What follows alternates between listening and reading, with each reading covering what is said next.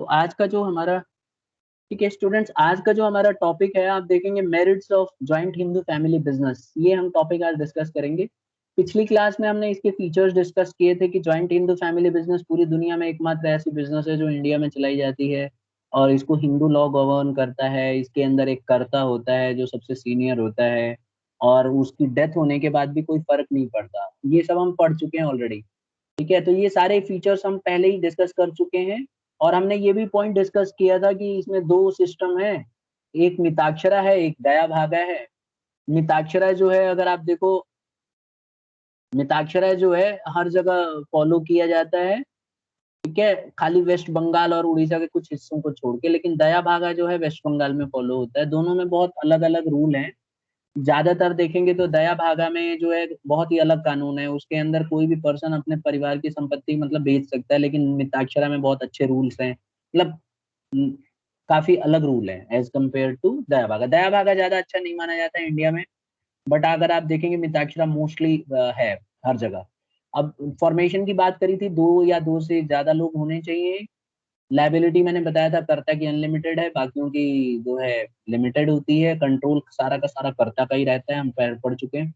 ये बिजनेस कभी बंद नहीं होती क्योंकि एक की डेथ हो जाए तो दूसरा इसको कैरी ऑन कर लेता है। इसमें माइनर पार्टनर भी रहते हैं। ठीक है, जैसे ही बर्थ होता है सीधा हक हो जाता है उनका। ठीक है, और आज मैं बताऊं 2005 में जो अमेंडमेंट आया है, मैंने आपको बताया भी था 2002 में केस लड़ा था एक लेडी ने और जीत गई थी। तो उसके बाद फिर इसको रूल को लागू कर दिया गया। अब मेल और फीमेल दोनों मेंबर जो हैं उनके पास इक्वल राइट है ज्वाइंट हिंदू फैमिली बिजनेस के अंदर। ठीक है, एक स्टूडेंट अनम्यूट है, अगर म्यूट कर ले तो ठीक। एक बच्चा अनम्यूट हो गया है। ठीक है, तो मुझे अनम्यूट करना पड़ेगा उस स्टूडेंट को।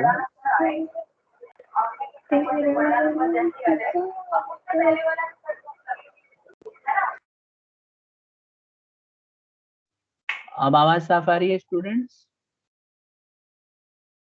Yes sir. ठीक है, तो देखिए यहाँ पे अब हम वही डिस्कस कर रहे थे। अब हम आ जाते हैं सीधा मेरिट्स पे। तो मेरिट्स क्या है, इसके एडवांटेजेस क्या हैं? ज्वाइंट हिंदू फैमिली बिजनेस के बहुत सारे एडवांटेजेस हैं। सबसे पहला एडवांटेज है इफेक्टिव कंट्रोल। देखिए होता क्या है कि जो करता है ना उसके पास सारी पावर है। मतलब करता है absolute power and decision making power, you can say. So nobody can interfere with his rights.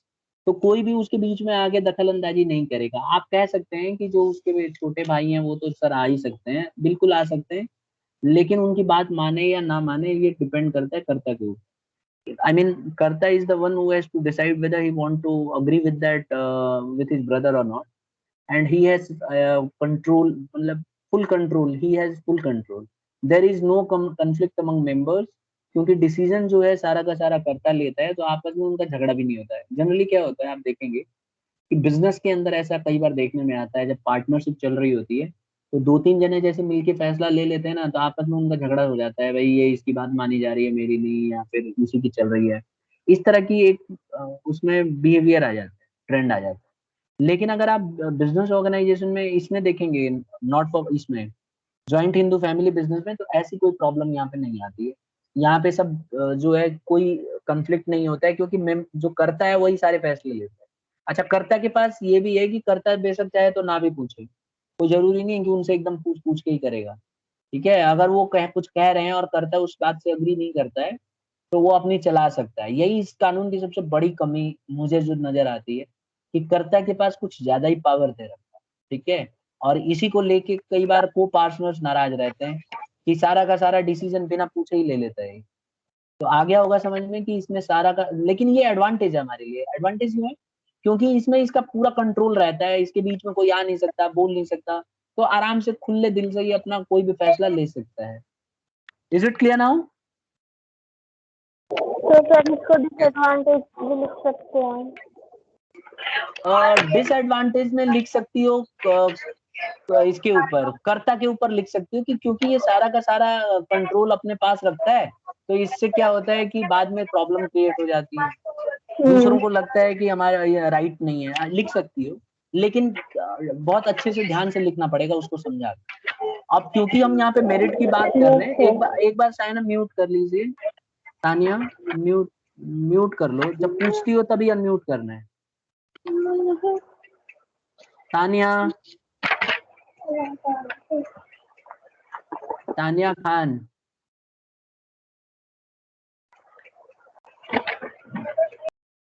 चलिए ठीक है, देखो कर्ता के पास ना यहाँ पे अब्सोल्यूट कंट्रोल है, ठीक है, कंट्रोल जो है कर्ता के पास अब्सोल्यूट है और वो सारा का सारा डिसीजन वो खुद ले सकता है, तो उसके बीच में कोई ना इंटरफेयर नहीं करता है। बस यही था इसमें, और आपस में कंफ्लिक्ट भी नहीं होता है, यहाँ एडवांटेज।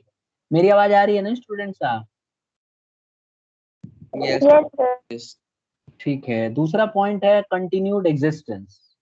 देखिए यहाँ एक और फायदा ये है कि इसमें ना हमेशा एग्जिस्टेंस बनी होती है, अगर मान लो कर्ता की डेथ भी हो जाती है तो इससे बिजनेस बंद नहीं होती है, क्योंकि हमने पीछे पढ़ा हुआ है कि ज्वाइंट हिंदू फैमिली बिजनेस पूरा एक परिवार मिलके चलाता है। तो इवन इफ कर्ता डाइज समहाउ, हो सकता है उसको कोई बीमारी हो या इस तरह से एक्सीडेंटल कोई डेथ हो जाए, तो उसका जो एल्डेस्ट मेंबर होगा घर का, उससे जो छोटा भाई होगा, he will take up position, वो फटाफट अगली पोजीशन ले लेगा।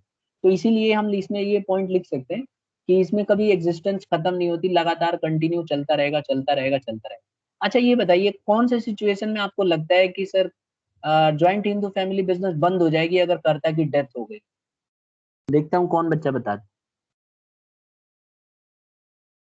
सर अगर उससे जो छोटा भाई है वो नहीं करना चाहता, इंटरेस्टेड नहीं हो बिजनेस करने में।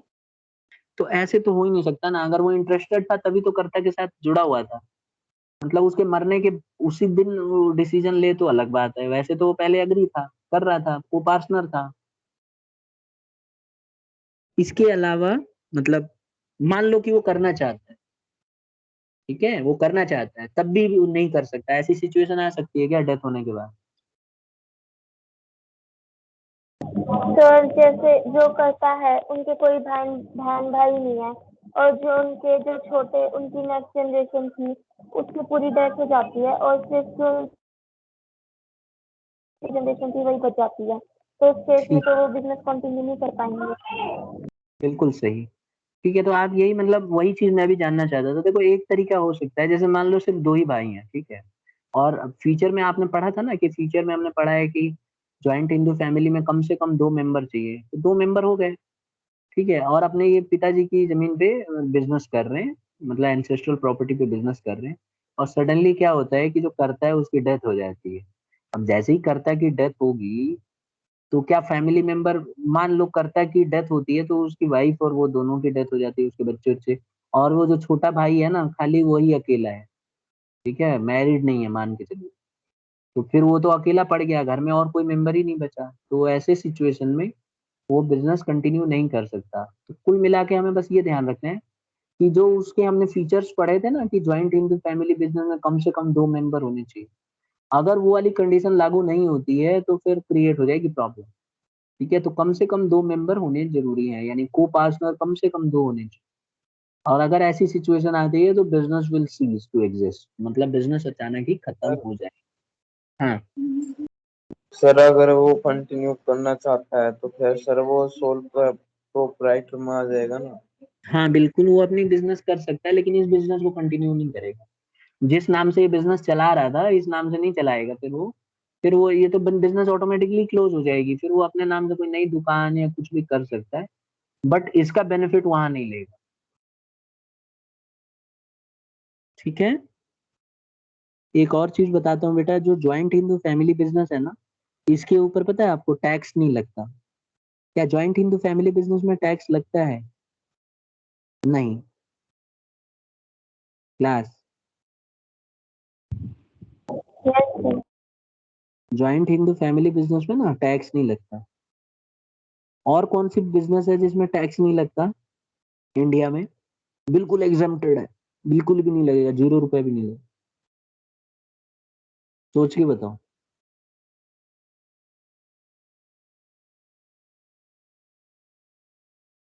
रेज करो हैंड्स, किसी को पता है तो, किसी को नहीं पता। चलो सर हिंट, अगर जॉइंट हाँ, हिंदू फैमिली है, उसका नहीं जो ये बिजनेस है वो ज्वाइंट हिंदू बड़ा है फैमिली तो जब बिजनेस भी नहीं का, देगा। मैं कह रहा हूँ ज्वाइंट हिंदू फैमिली बिजनेस का टैक्स लगता ही नहीं है।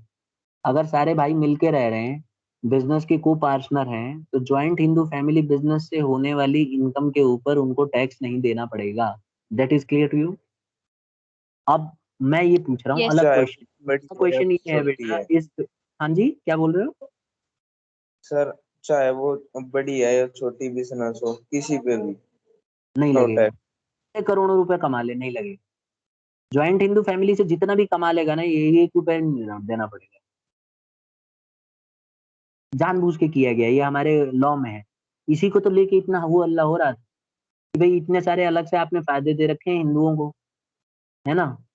लेकिन गवर्नमेंट ने बोला कि नहीं, ये बिजनेस थोड़ा अलग तरह की बिजनेस है, ऐसे में तो एंसेस्ट्रल प्रॉपर्टी पे ही कर सकते हो ना, तो आप बिजनेस को बढ़ा तो सकते नहीं हो अपनी जमीन पे। हाँ ये है कि ऐसे बढ़ती जाएगी, तो अब साथ में रहेंगे तब तो, कंडीशन भी तो है। दूसरी बिजनेस कौन सी है, क्लू दे रहा हूँ, एक और लास्ट हिंट है। सबसे ज्यादा लोग इस पे आश्रित हैं, सबसे ज्यादा लोग डिपेंडेंट हैं इस जॉब पे, इस बिजनेस पे। Government sir agriculture income. शाबाश, किसने बताया बेटा? सर हर्ष। हर्ष, बहुत बढ़िया। एग्रीकल्चर के ऊपर ना टैक्स एग्जेम्प्टेड है बेटा, तो जो भी आप एग्रीकल्चर से इनकम अर्न करते हैं, आपको 1 रुपया भी टैक्स नहीं देना पड़ेगा। इसलिए आपने देखा होगा किसानों को 1 रुपया भी टैक्स नहीं देना पड़ता। ठीक है, तो ये सबसे बड़ा फायदा है एग्रीकल्चर का, किसान बन जाओ। ठीक है, देख रहे हो ना किसान लोग धरना दे रहे हैं यहाँ पे, आज घेराव करेंगे, कई लोगों का रास्ता रोका हुआ उन्होंने। तो कई सारी सुविधाएं भी हैं, इंडियन गवर्नमेंट बहुत सारी सुविधाएं भी देती है हमारे किसानों को। तो हम आ जाते हैं अपने मेन पॉइंट पे। हम लोग डिस्कस कर रहे थे कि इसका दूसरा एडवांटेज यही है कि कंटिन्यूड एग्जिस्टेंस होता है, even the death of a karta does not affect the existence of the business because the next eldest member can take up his position, but there is one situation where he cannot do that, and that is the situation where there should be minimum 2 co-partners. If he fulfills or satisfies that condition, then he can easily continue those business। तो business generally आप एक चीज देखो ना, परिवार में सदस्य होते हैं, बच्चे ये सब तो रहते ही हैं, बहुत कम चांस है कि बिजनेस एग्जिस्ट हो जाएगी, क्लोज हो जाएगी। आगे बढ़ जाते हैं। तीसरा एडवांटेज है लिमिटेड लाइबिलिटी। देखो इसमें सबसे बड़ा फायदा पता है क्या है, को पार्टनर्स जो है ना, इनकी लाइबिलिटी लिमिटेड होती है, और इनका रिस्क भी बहुत हद तक सीमित होता है, मतलब डिसाइडेड होता है कि भाई प्रिसाइज होता है उनका रिस्क। और लाइबिलिटीज जो है, अगर आप देखो जैसे सपोज करो एक हिंदू अनडिवाइडेड फैमिली है, उसमें एक कर्ता है और उसके अलावा उसके 3 भाई हैं जो कि को पार्टनर है। तो ये तीनों भाइयों को जो इनकी जो रिस्क रहेगा, इनका जो जमीन है, इनके नाम पे जो जमीन हिस्सा आ रहा है सिर्फ, और वो भी जो इनके दादाजी से मिला है, तो यानी इनके जो दादाजी से मिला हुआ संपत्ति है, उसके ऊपर इनका जो हक है, हिस्सा है, वही रिस्क पे लगा हुआ है। अगर बिजनेस मान लो डूब गई तो सिर्फ उतना ही हिस्सा इनका डूबेगा। लेकिन अगर कर्ता की बात करें तो कर्ता का तो बेचारे का अपना घर और सब डूब जाएगा। तो कर्ता की कोई लाइबिलिटी लिमिटेड नहीं है, अनलिमिटेड है। लेकिन जो को पार्टनर्स हैं उनकी लाइबिलिटी लिमिटेड है। तो यही एडवांटेज है। एडवांटेज लिखते समय लिखना कि the copartners have limited liability and whatever share belong to them, what they have invested into the business, that will be affected। अब इनकी अपनी पर्सनल प्रॉपर्टी से देने की जरूरत नहीं है, सिर्फ उतने का ही हिस्सा देना पड़ेगा जितना इनका बिजनेस में लगा हुआ है। उसके अलावा बेशक हिंदू अनडिवाइडेड फैमिली को कितना भी नुकसान हो जाए, सारा का सारा खर्चा कर्ता को भरना पड़ेगा। मान लो कि हिंदू अनडिवाइडेड फैमिली ने 40 लाख का कर्जा लिया हुआ है, जिसमें से 3 भाई हैं, और तीनों भाइयों के का 5-5, मतलब यूं कह लो 3-3 लाख रुपए का हिस्सा लगा हुआ, जो जमीन है उनकी पैतृक संपत्ति जो है। अब ऐसे में क्या होगा बेटा, सिर्फ 3-3 लाख ही डूबेंगे को पार्टनर के, तो 6 लाख हो गए, और 3 लाख हो गए कर्ता के, तो 9 लाख डूब गए। जबकि इन्होंने अगर उधार 20 लाख लिया होगा तो 11 लाख का कर्जा जो है कर्ता अपनी जेब से भरेगा। तो ये खतरा है कर्ता को। लेकिन हम जब एडवांटेज लिखते हैं तो हम को पार्टनर्स में लिख सकते हैं कि को पार्टनर्स के पास लिमिटेड लाइबिलिटी होती है, वेयर एज को जो है कर्ता के पास, उसके पास limited liability, unlimited liability. Is it clear now? कुछ पूछना है? हाँ बोलो, क्या पूछना है? कुछ पूछना है बेटा तो पूछो, पहले अनम्यूट करके जल्दी। किसी ने कुछ नहीं पूछना है? That is great. चलिए ठीक है, अगर आ गया है समझ में तो बहुत अच्छी बात है। नेक्स्ट आता है इंक्रीज लॉयल्टी एंड कोऑपरेशन। देखो माना जाता है कि ज्वाइंट हिंदू फैमिली की वजह से लॉयल्टी आती है और आपस में कोऑपरेशन बढ़ता है, क्योंकि ये जो बिजनेस है ना, घर के परिवार के सदस्य ही तो चला रहे हैं। और आप जानते ही हो झगड़ा कितना भी हो जाए, परिवार के सदस्य होते हैं। तो इसीलिए there is a greater sense of loyalty, ज्यादा चांसेस हैं बोल रहा हूँ, ज्यादा चांसेस हैं कि इसमें लॉयल्टी बनी रहेगी एक दूसरे के प्रति, because they are the family member. तो छोटी मोटी जो छुटपुट होती है बिजनेसेस के अंदर, वो ठीक ठाक चल जाएगी, क्योंकि एक दूसरे के प्रति वफादारी रहेगी, लॉयल्टी रहेगी, और हर कोई एक दूसरे का साथ भी देगा। ठीक है, तो इसीलिए ये बिजनेस ना प्राइड भी होती है भाई, फैमिली मेंबर को लगता है यार ये हमारी शान है, अगर हमारी ये बिजनेस टूट गई तो हमारे खानदान का नाम खराब हो जाएगा। तो इन सब चीजों को देखते हुए बड़ा मेहनत से काम करते हैं, और सब एक दूसरे की मदद भी करते हैं, कोऑपरेशन भी करते हैं। ठीक है, यहाँ तक कि ये भी सिचुएशन आ जाती है कि कर्ता को संभाल भी लेते हैं, कई बार उनको पता है भाई है तो उनका बड़ा भाई, तो इसीलिए उनके अंदर एक आ जाता है कि इस तरह का सेंस कि भाई बचाना है, बस बिजनेस को नुकसान नहीं होने देना है। आ गया बेटा सबको समझ में? डी पार्ट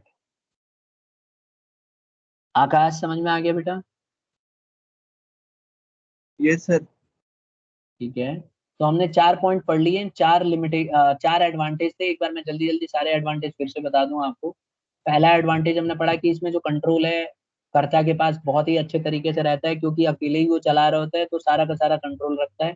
इसके अंदर झगड़ा झंझट नहीं होती, कोई कंफ्लिक्ट नहीं होता, मेंबर आपस में मिलके रहते हैं। दूसरा, कंटिन्यूस एग्जिस्टेंस, कहा गया है कि इसमें बिजनेस कभी बंद नहीं होती, क्योंकि अगर कर्ता की डेथ भी हो जाए तो उसका छोटा भाई जो है वो बिजनेस को टेक ओवर कर लेगा और वो चलाता रहेगा, तो इससे बिजनेस के बंद होने के चांसेस जो है बहुत कम होते हैं और कंटिन्यू चलती रहती है। तीसरा आ जाता है लिमिटेड लायबिलिटी। देखिए लिमिटेड लायबिलिटी जो है, इसके अंदर जो पैसा लगा होता है को पार्टनर्स का जो पैसा होता है वो लिमिटेड होता है, जितना उनका बिजनेस में पैसा लगा है उतना ही डूबेगा, और उनका पैसा ज्यादा नहीं लगा होता है। लेकिन अगर हम को पार उसकी कर्ता की बात करें तो उसकी लायबिलिटी अनलिमिटेड होती है। तो यहाँ एडवांटेज के तौर पे हम यही लिख सकते हैं कि को पार्टनर्स का उतना ही पैसा डूबता है जो उनका बिजनेस में लगा हुआ है, और उनको अपनी पर्सनल प्रॉपर्टी से पैसा देने की जरूरत नहीं है। और सबसे last point, increase loyalty and cooperation. इसमें हम पढ़ा हमने कि इसके अंदर लॉयल्टी आ जाती है, वफादारी आ जाती है, क्योंकि बिजनेस जो है पूरा फैमिली मेंबर चला रहे होते हैं। तो इसीलिए बहुत ज्यादा चांस है कि एक दूसरे के प्रति वो लॉयल्टी दिखाएं, सेंस ऑफ लॉयल्टी होती है यहाँ पे। और बिजनेस को ना प्राइड मान के चलते हैं, यानी कि बिजनेस के अंदर आप देखेंगे प्राइड की तरह होता है कि भाई इसमें प्राइड माना जाता है कि बिजनेस जो है अच्छा ही है। ठीक है, तो इसको प्राइड के तौर पे देखा जाए। यहाँ तक क्लियर है सबको? Can we start limitation of joint into family business now? Yes, sir. Yes, Okay, now there are some disadvantages also. Okay, there are a lot of disadvantages in fact of family Hindu business. Now the very first one is limited resource. देखिए इसमें ना resources कम होते हैं, क्योंकि देखो joint Hindu family business को बहुत दिक्कतों का सामना करना पड़ता है, खास करके तब जब वो बिजनेस को बढ़ाना चाहते हैं। अब सबसे बड़ी प्रॉब्लम क्या है कि जब आप बिजनेस को बढ़ाना चाहोगे तो आप अपना जमीन लगा नहीं सकते। मान लो पार्टनर जो को पार्टनर हैं बहुत अच्छा कर रहे हैं, खूब अच्छा कमा रहे हैं, लेकिन जो उनसे उनकी कमाई होती है ना, उस कमाई को वो बिजनेस में मतलब जमीन को नहीं लगा सकते। ऐसा नहीं है कि वो जमीन खरीद के नई बिजनेस शुरू कर दें, नहीं, ये बिजनेस सिर्फ एंसेस्ट्रल प्रॉपर्टी पे ही की जा सकती है। तो आपके पास जो जमीन है जो दादाजी से मिली हुई है, उस जमीन के ऊपर ही आप बिजनेस कर सकते हो। हाँ, अगली जो जनरेशन आएगी वो उसके अगले उस पर करेगी। तो यहाँ सबसे बड़ी प्रॉब्लम यही है कि आप अपने बिजनेस को ज्यादा जल्दी से बढ़ा नहीं सकते, और एंसेस्ट्रल प्रॉपर्टी जो भी होगी उसी के ऊपर आप बिजनेस को कैरी ऑन करोगे, तो आपकी बिजनेस बहुत तेजी से बढ़ेगी नहीं। Now is it clear? Sir हाँ Sir. सर जैसे जॉइंट हिंदू फैमिली है, उसने है ना एक प्रॉपर्टी खरीद ली, मतलब खेत वेत, तो उस पे वो बिजनेस कर रहे हैं, तो जब भी वो टैक्स देंगे।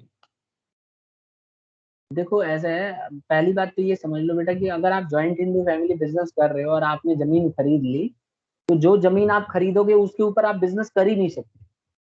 वो ज्वाइंट हिंदू फैमिली बिजनेस में आप उसका इस्तेमाल नहीं करोगे, समझे? अब पूछो, अब आप मेरे ख्याल से समझ गए होंगे कि आपका क्वेश्चन किस सेंस में गलत ही था। अब आपका क्वेश्चन क्या है, आप फिर से पूछो, मैं बताऊं उसका। सर जैसे जॉइंट हिंदू फैमिली वाले जो वे है मेंबर, जो उनका ग्रुप है, को पार्टनर वे अपने सिस्टर पर की जमीन पर जैसे वे बिजनेस कर रहे थे, तो उनने है ना, उनका प्रॉफिट हो रहा था, तो उनने एक अलग से अपनी जमीन खरीद ली, तो उन पर अब बिजनेस करना चाहते हैं, तो वो टैक्स देंगे।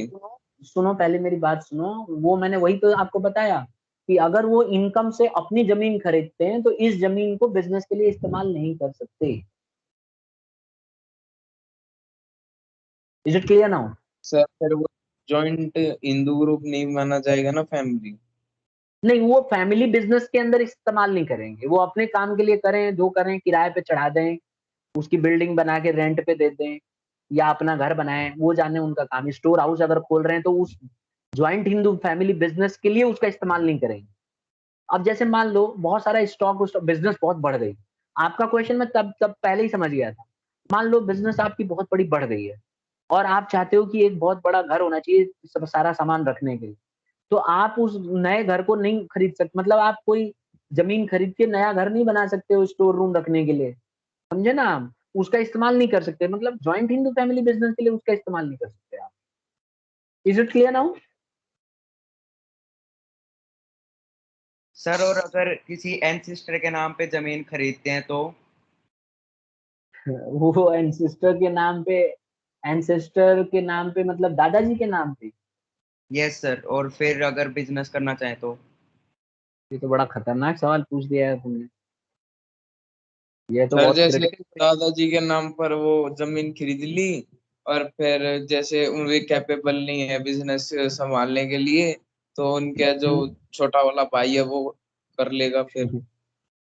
मेरे ख्याल से देखो, अब मैं ख्याल बोल रहा हूँ क्योंकि मैंने कहीं पढ़ा नहीं है अभी। बहुत अच्छा क्वेश्चन था, मैं देखना चाहूंगा आंसर नेट पे कि देखो मैं समझता हूँ नहीं करेगा बिजनेस वो, मतलब नहीं कर पाएगा क्योंकि बिजनेस ना एंसेस्ट्रल प्रॉपर्टी पे होती है। जो लेटेस्ट आपने जमीन खरीदी, ये उसमें आएगा ही नहीं। लॉ में लिखा हुआ है कि पहले की खरीदी हुई जमीन जो पूर्वजों की थी उसी पे आप कर सकते हो। तो आपने तो अभी खरीदी और अभी खरीद के अपने दादाजी के नाम पे की, तो आप वो बिजनेस, फिर वो है तो आप ही की जमीन, तो वो नहीं मानी जाएगी, नहीं मानी जाएगी। और ठीक है। सर अगर दादा की इनकम से ही खरीदे तो? हाँ, ये ठीक है। दादा की इनकम से खरीदेंगे तो दादा की इनकम से अगर जमीन खरीदी गई होगी तो आपके दादाजी की बिलोंग करेगी और वो जमीन के ऊपर आप कर सकते। कुल मिला के पूर्वजों की जो संपत्ति है उसी पे बिजनेस हो सकती है, एंसेस्ट्रल प्रॉपर्टी। लेटेस्ट अगर आप खरीदोगे तो ये जमीन आपके बेटे की हो जाएगी, फिर उसके बेटे की जब जमीन होगी तब जाके वो ज्वाइंट हिंदू फैमिली बिजनेस माना जाएगा। ठीक है। सर जैसे कि जो एंसेस्ट्रल प्रॉपर्टी है जैसे ज्वेलरीज वगैरह, वो बहुत सालों से फैमिली के पास ही है और सर फैमिली उसका हाँ, यूज उस कर कर जमीन सकती है, खरीद ले हाँ हाँ कर तो सकती है, यस। yes,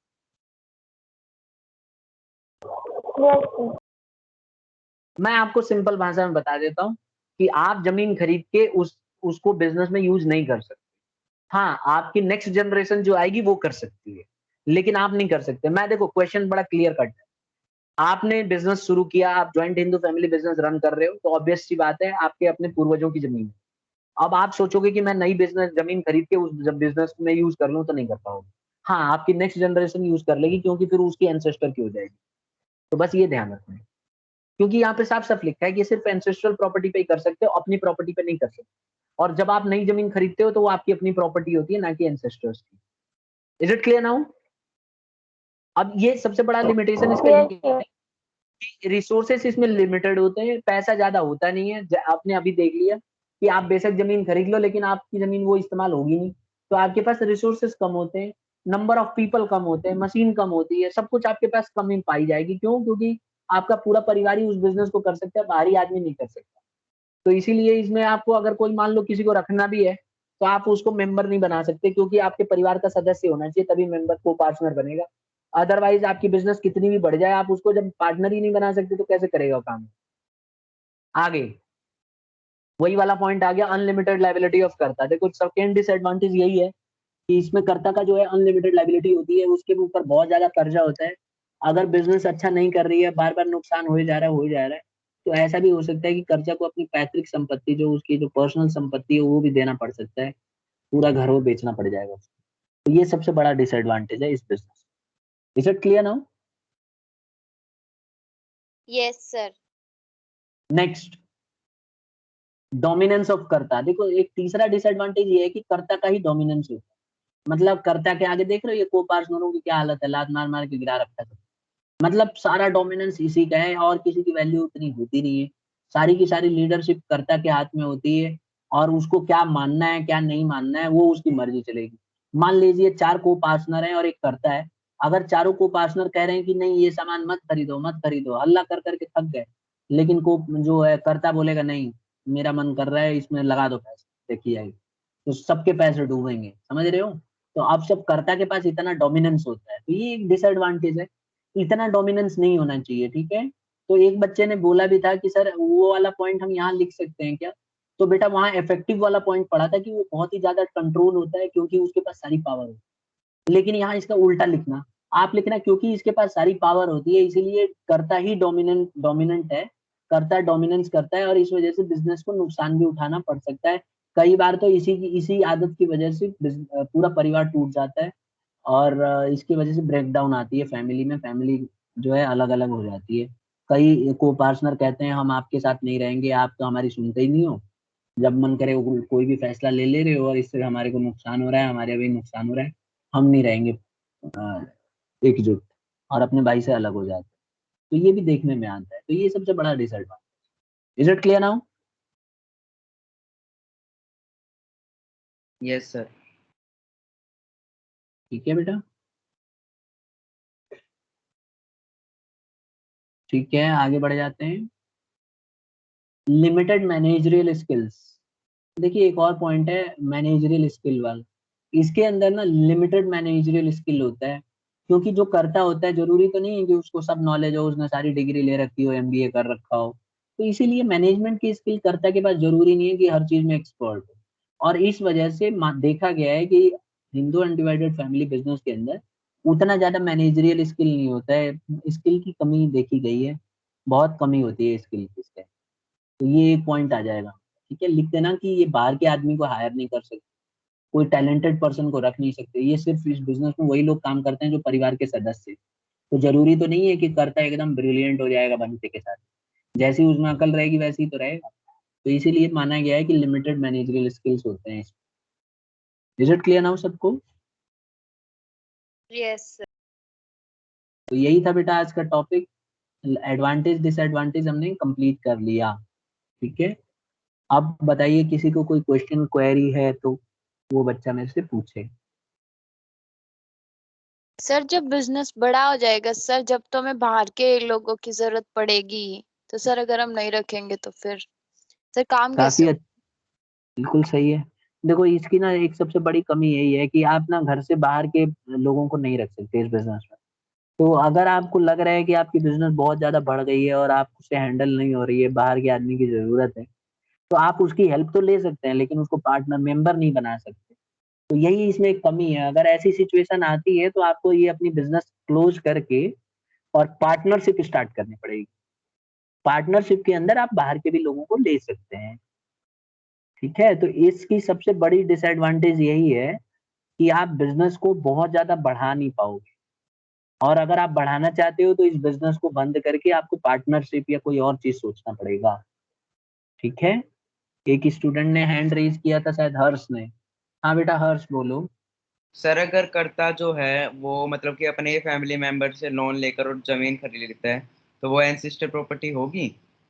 नहीं होगी, बिल्कुल नहीं होगी। सर नेक्स्ट जनरेशन के लिए तो हो जाएगी ना वो? हाँ नेक्स्ट जनरेशन के लिए मैंने मना नहीं किया, फिर वो अपने परिवार से ही क्यों, अपना कहीं से भी लेके लोन लेके जमीन खरीदिए, फिर वो नेक्स्ट जनरेशन के लिए एंसेस्ट्रल प्रॉपर्टी हो जाएगी। यस, कुल मिला के एंसेस्ट्रल प्रॉपर्टी का होना जरूरी है। इसीलिए मैं बार बार इसी चीज को एम्फेसिस दे रहा हूँ कि एंसेस्ट्रल प्रॉपर्टी के ऊपर ही कर सकता है अपने। तो आप कभी भी जब भी कोई क्वेश्चन मन में आता है तो सोचो कि क्या वो एंसेस्ट्रल प्रॉपर्टी है, अगर नहीं है तो नहीं होगी, सीधी सी, ठीक है। और कोई बच्चा?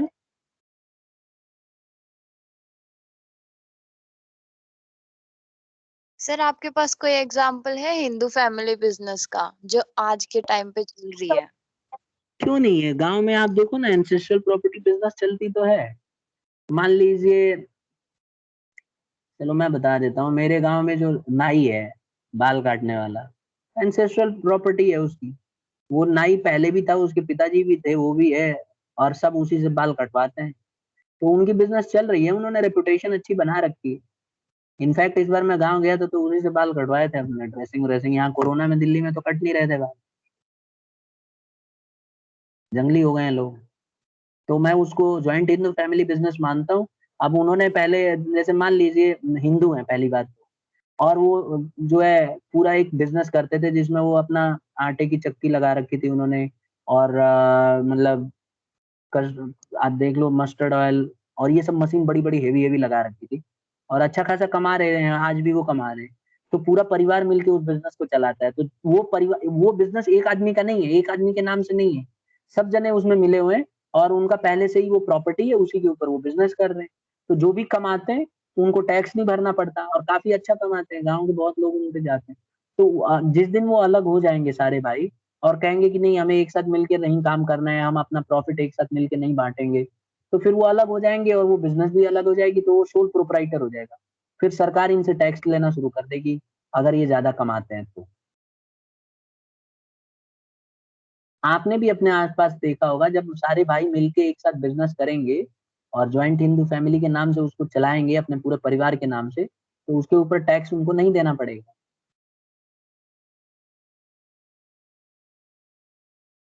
ठीक है।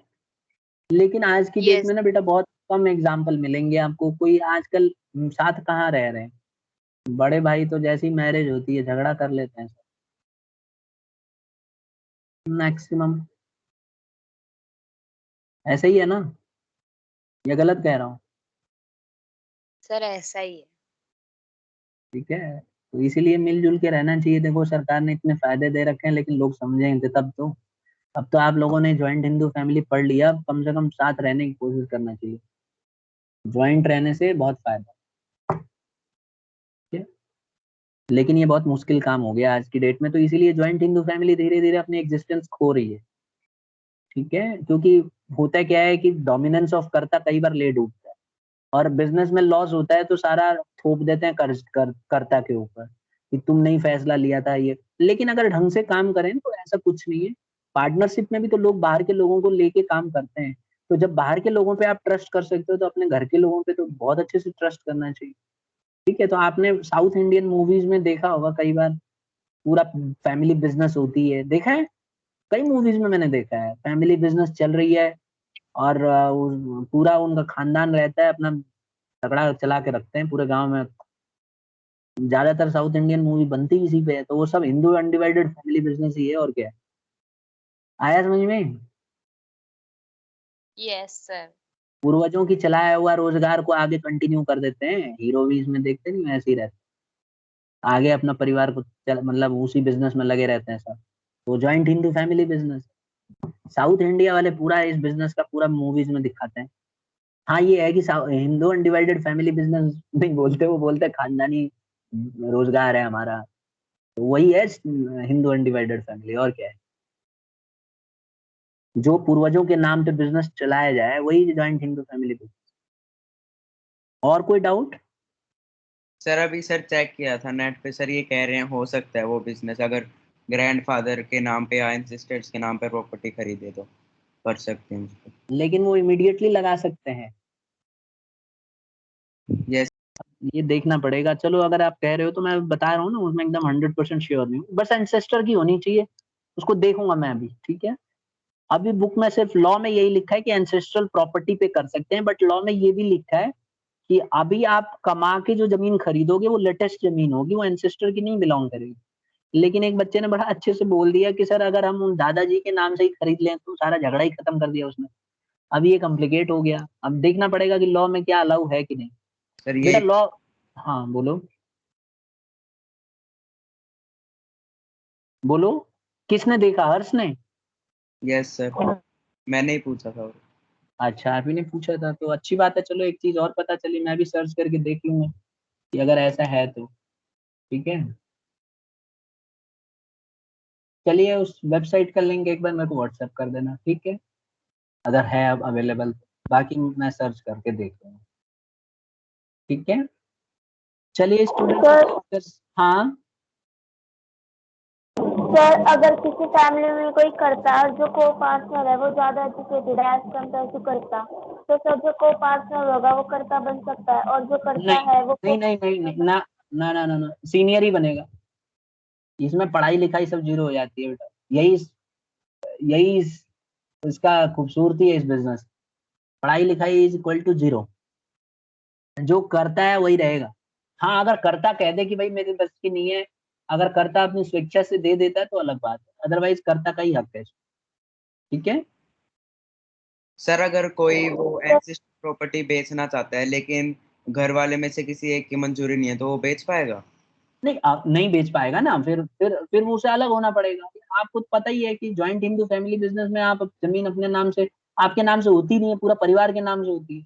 आपके नाम से होती है बट आप उसको ज्वाइंट फैमिली में आप बेच नहीं सकते ना, फिर आपको अलग होना पड़ेगा उसको। समझे ना। सर हाँ सर जैसे कर्ता मर गया तो उसका जो छोटा भाई है वो संभालेगा, हाँ। लेकिन सर वो इतना पढ़ा लिखा नहीं है तो वो अपने बेटे को भी तो लगा सकता है ना, मतलब कर्ता तो मैं पे। मैं कहाँ मना कर रहा हूँ, को पार्टनर उसका बेटा रहेगा। अगर उसको जब इतना ही उसको लग रहा है कि वो पढ़ा लिखा नहीं है, तो को पार्टनर यानी कि उसके बेटे से राय तो ले ही सकता है। भाई राय तो उसी को लेनी है, तो हमेशा को पार्टनर से राय ले लेगा। जो को पार्टनर बोलेगा वही करे वो। क्या दिक्कत है। ये थोड़ी ना लिखा है कि कर्ता मानेगा नहीं किसी की बात, कर्ता मानेगा। को पार्टनर के साथ पूरा डिस्कस कर सकता है, क्या दिक्कत है। इनफैक्ट ऐसे ही होता है, सब मिलके ही राय लेते हैं। लेकिन वही बात है कि को पार्टनर के पास पावर दिया है कि तू तेरा ही फाइनल डिसीजन माना जाए। समझे ना। डोमिनेंस उसी की है। तो अपने बेटे को ना बना के खुद ही बना रहे और अपने बेटे की बात मानते रहे, क्या दिक्कत है। ठीक है स्टूडेंट्स। तो यस। अब लीव करते हैं, क्योंकि एक दूसरी क्लास भी लेनी होती है मुझे, मैं उसके लिए लेट हो